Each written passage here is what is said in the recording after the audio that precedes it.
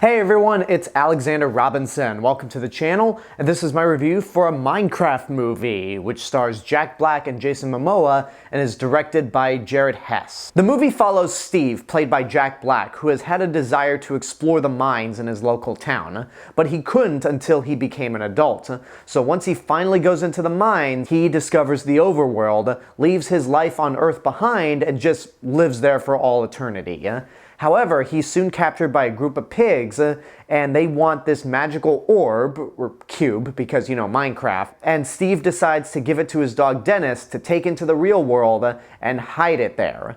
So many years pass by, and the orb is discovered by a real estate agent, a brother-sister duo, and a former professional gamer who is now just a tired old has-been stuck in the 80s. The four of them make their way into the overworld, meet Steve, and it's up to all of them to try to defeat this group of pigs from taking over the overworld. My experience with Minecraft is non-existent. I have never played Minecraft myself. It just looked kind of weird to me. Like, the art style was just kind of perplexing, but I've heard so many good things about it, and really the only reason I would even consider playing Minecraft is to play the Magic Kingdom and Universal Studios expansion packs, because it's theme park related stuff and I'm me, but I never got around to it. So when it came to this movie, the trailers looked awful. They looked nearly as bad as the last video game movie that had Jack Black in it.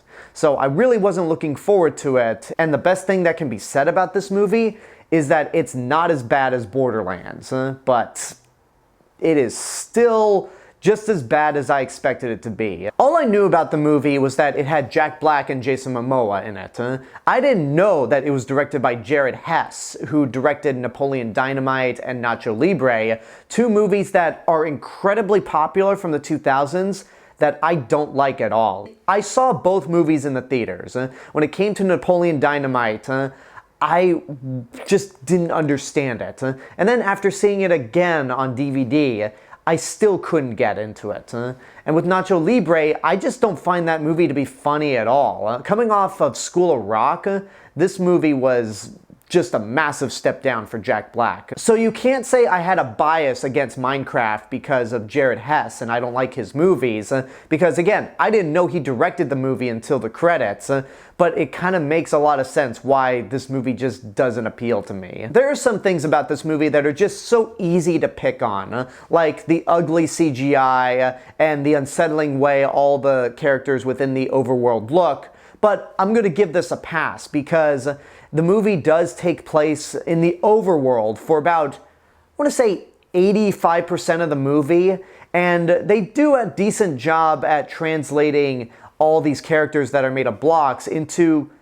not the real world, but a more photorealistic looking setting. And yeah, the CG is often terrible throughout, but because it's supposed to represent a video game world and it's a parallel universe compared to Earth, I'm gonna give it a pass. It's still not good, but at least it's a little more forgivable considering the context of the film. However, that's more credit to the VFX team and the design department, not necessarily Jared Hess and the screenwriters, because the rest of the movie, we're talking story and characters, is either dull or just flat out irritating. Jack Black is basically playing Jack Black again. He's the crazy rock and roll Jack Black that he's been playing throughout most of his career.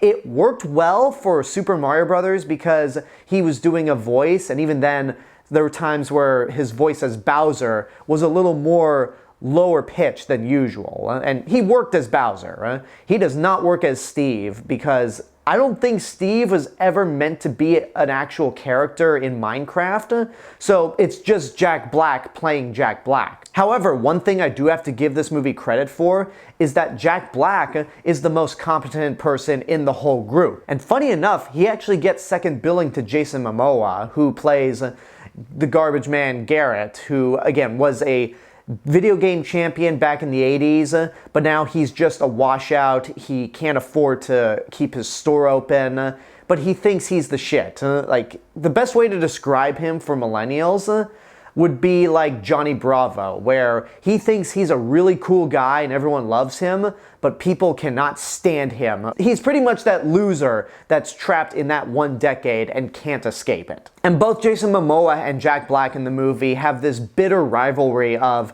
trying to one-up each other and prove who's the better man. We've seen this trope before in several other movies, and this is just as tiring as it is in those other movies. It got so tiring that there was a point in the movie where I just wanted to shout, "Kiss already!"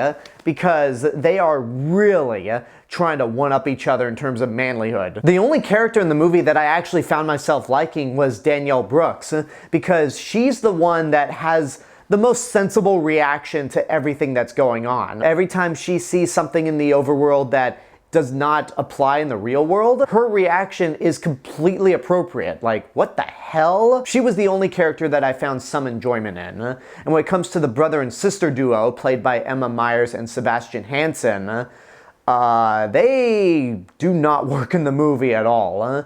The movie starts off with them moving into their mom's house, and this is a result of their mother's passing.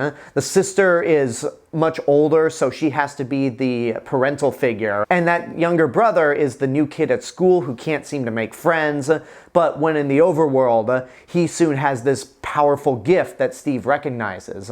All of that could have been really great to develop, but the movie just doesn't do that. It also doesn't help that both actors are quite terrible. They are giving lackluster performances where either they're talking to a child or they're just directed poorly. So I'm not even gonna blame the actors for this as much as I blame Jared Hess. The movie also has some terrible editing. There are scenes that happen throughout this whole movie that are big, they are consequential to what is going on, and then all of a sudden, you forget them instantly.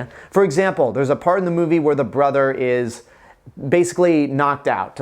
He's taken to Steve's house. The sister is comforting him, saying, he's okay, he's okay. Danielle Brooks and Jack Black decide to walk out the house for a good 20 seconds, and then we instantly cut back into the house where the brother is conscious. Like, not even a shot of him waking up, and you're like, whoa, that gave me whiplash because it was so quick. I'm not sure what else can be said about the movie. I listed some positive things about it and some minor things I admired this movie for doing, but overall, it's just hot garbage. There's not really much else I have to say about the movie as much as I have a lot to say about the crowd I saw this with, because if you ever needed evidence that this was a movie made for Minecraft fans, I wish you could be a fly on the wall in the theater I saw this movie in, because I was surrounded by 2 rows of people that were laughing hysterically at all these terrible jokes and applauding at everything that was happening on screen. Like, it got to the point where I was flat out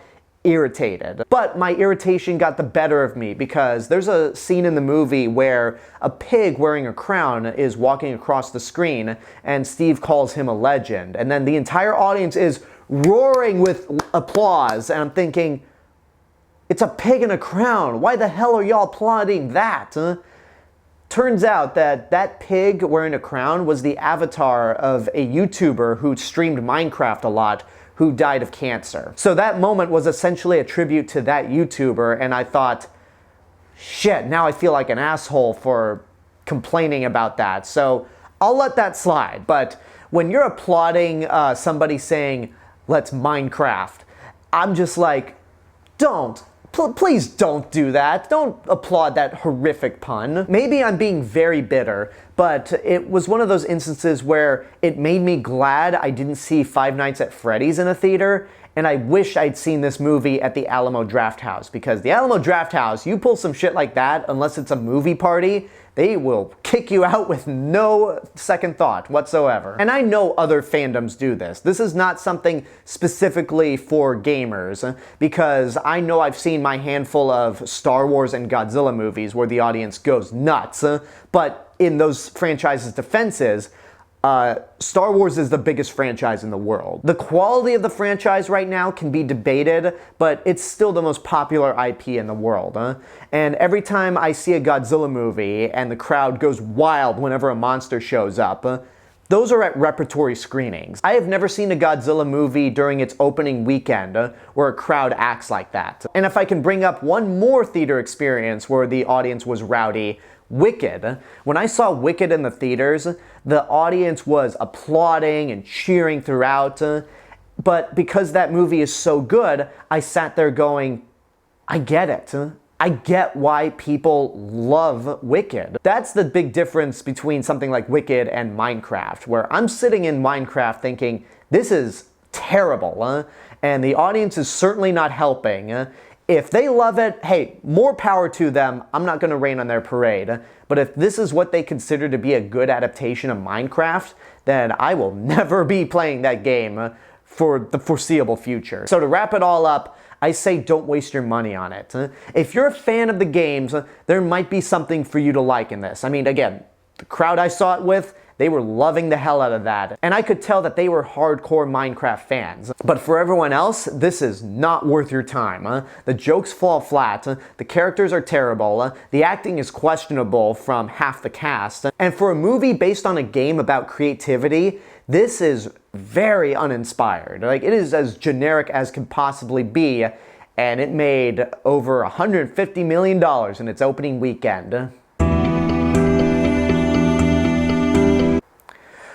Oh boy. So obviously there's going to be a sequel, but I feel like this is the new franchise to replace the Sony Spider-Man-less Spider-Man universe, where it's like, these movies are coming out, they are a plague on cinema in my eyes, and I just can't take it. But hey, Minecraft fans, if you got the movie you wanted, I'm happy for you. Just leave me out of it. And there you go, that's my review for a Minecraft movie. I hope you enjoyed it. I want to thank you guys so much for watching this video, and I want to give a special thank you to my subscribers and YouTube members right over here, including our newest member and a longtime viewer of the channel, Ryan Cerniak. I know it's been almost a full week since you joined YouTube membership, so thank you. I want to apologize for not shouting you out in my Death of a Unicorn or Woman in the Yard reviews, because I recorded them before I even knew you were a member. YouTube needs to seriously fix how to get notifications when somebody has joined a channel as a member. But thank you, Ryan. Thank you to all my members and subscribers. You guys are the reason why this channel continues to grow every day. And if you aren't a member and you want to help to financially support the channel, you can join for as little as $1.99 a month. But until next time, I want to know what you guys think about a Minecraft movie. Whatever your opinions are, let me know in the comments below. Don't forget to like the video, subscribe to the channel, and hit the bell button to get notifications. If you want to find me elsewhere on the internet, you can find me on these social media platforms and my theme park and travel channel right here on YouTube. I'll see you guys in the next video, but until then, have a good day and take care of yourselves.